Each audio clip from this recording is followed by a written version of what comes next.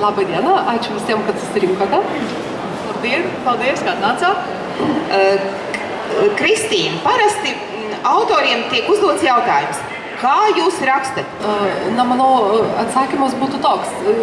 Aš netikiu tokiu intuityviu rašymu, kada rašai maždaug kas ant seilės užeina ir nežinai, kur tai tave nuves.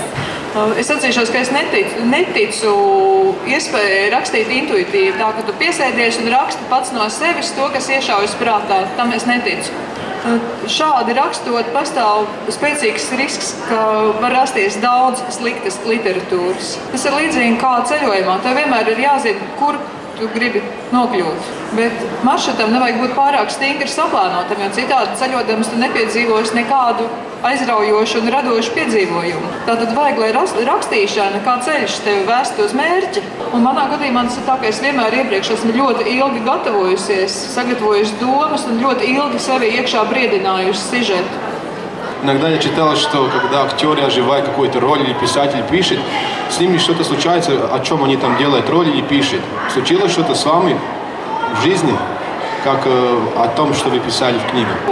Atsakymas yra taip. Aš kartais jaučiausi kaip Jonas Motiejus Norvaiša pirmoji daly, kuris ką užrašo į Silvą, tas pradeda pildyti. Vai dzīvē notika tas, ko es rakstīju, tad pirmo daļu rakstot, es brīžam jūtos kā Jonas Motiejus Norvaiš, ko viņš ieraksta savā Silverēru, un tas notiek.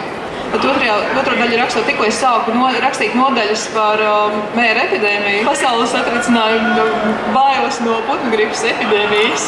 Un visos laikrakstu virsrakstos bija lasām vārdu tur vakcīnas un karantīna, un ko mēs tagad darīsim. Es pat apcerēju varbūt ieturēt pauzīt un nerakstīt kādu brīdi par to mēru. Es nezinu, vai viņā tādas ir, vai varbūt ir bijušas.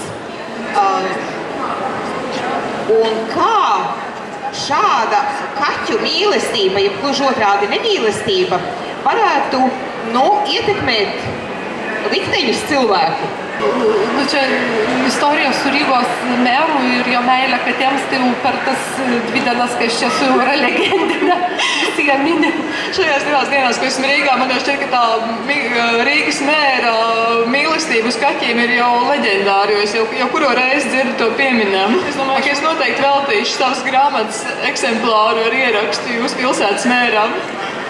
Bet to, kā mīlestība vai nemīlestība pret kaķiem var ietekmēt cilvēku un plašāk sabiedrības likteni, jūs uzzināsiet, lasot otrās daļas jau pašu pirmo nodaļu.